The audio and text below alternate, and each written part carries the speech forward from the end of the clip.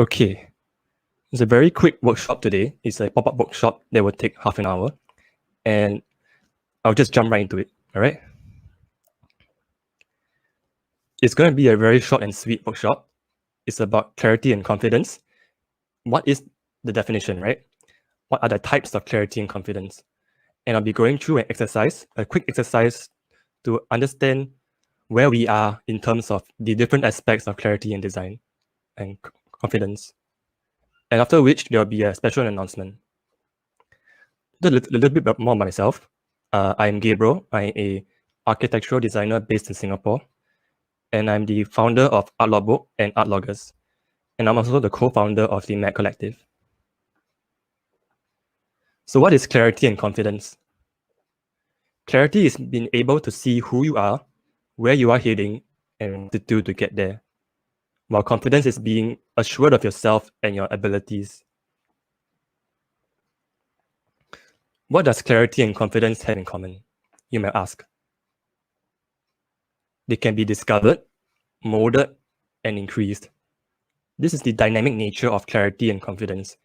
Not everyone has that clarity and confidence, not even me. I'm a bit nervous right now, but I know that I need to practice to speak up more and more, and thus having that confidence through that practice. And in that sense, the confidence is increasing. So this is the good news. Your clarity and confidence is not static. It is dynamic. It can be molded and increased. So how do we do that? So right now, there's an exercise that I would like you to try, just to think about your answers to these questions that I'm going to ask about your life and your routines or habits, stuff like that. All right? So what will you describe yourself as? Will you describe yourself as a big picture person, a learner? How do you learn things? Or do you learn things through these small details? Think about it for a second. Question 2. When you face a problem, do you try at it yourself till you get it without any help? Or you ask someone for help straight away? Third question. What do you do during your mornings before school and work? What are the different habits that you find yourself doing every morning, non-stop, without fail? Think about it for a moment. Next question. How will you describe your interactions with your colleagues and peers?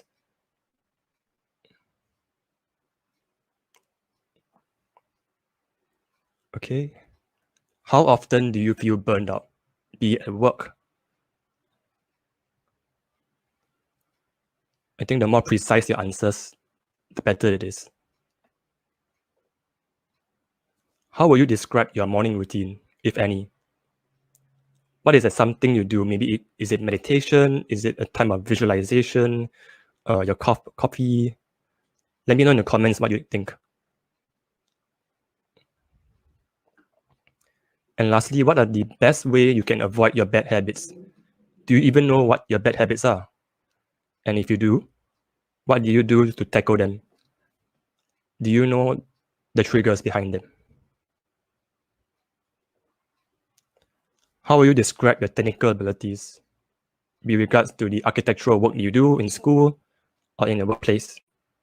Do you consider yourself to be an expert, or do you consider yourself to be a person still growing in terms of the skill set and being exposed to different scenarios in the workplace?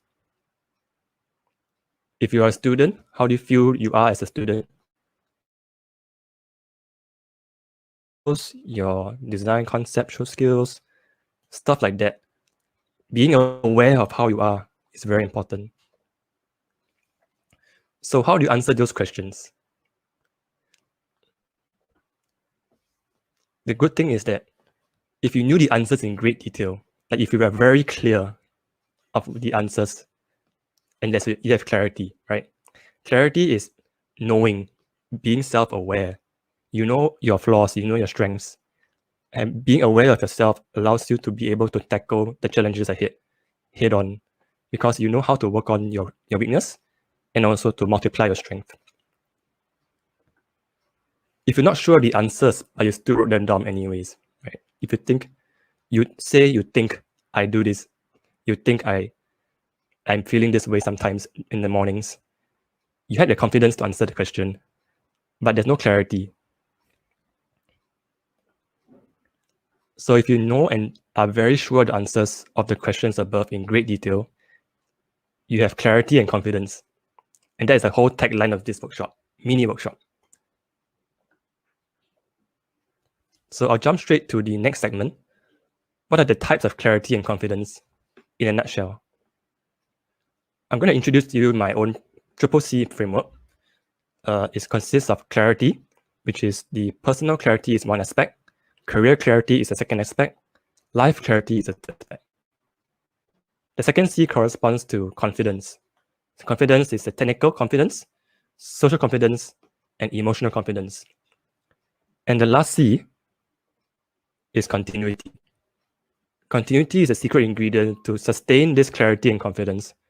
As you know, as mentioned before, the confidence and clarity can be molded, can be increased, can be developed, and continuity allows you to increase this clarity and confidence. So what type of clarity do you have? Or what type of clarity are you looking to have? Personal clarity is about the deep understanding of self, including how you learn, your habits, routines, and more. Career clarity is about the deep understanding of the inner workings of the industry, especially within the architectural industry, and the full job scope of an architect. Even I myself, when I just entered the industry, I had no idea what to expect. Through the internships and through the work I've done for about 3 years, I finally understood the workings in the industry in terms of the people involved. I know the flow of information, the flow of money, and what drives the economy, the creative economy of architecture. And also the full job scope of an architect. It's not just only the nice drawings, but there's also the coordination and also the communication with others. Lastly, life clarity. Having personal clarity and career clarity is not enough. Having that life clarity in terms of your purpose in life, in your calling, what makes that meaningful is very important. Emotional confidence is the first type of confidence. So confidence is the ability to do something, right?